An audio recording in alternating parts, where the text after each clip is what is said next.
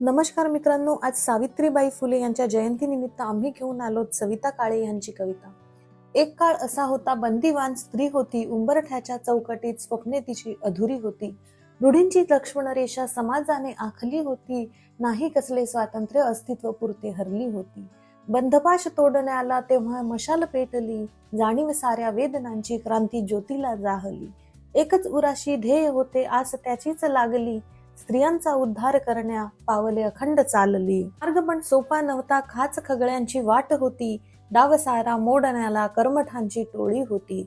शेण गोळ्यांचे वार झेलले आणि किती प्रहार सोसले, वादळे तुफान रोखुनी मुलींना माईंनी साक्षर केले। शिकली स्त्री स्वतंत्र झाली, नवचैतन्याची पहाट पाहिली, उंबरठ्या बाहेर पडले पाऊल, गगन भरारी तिने घेतली।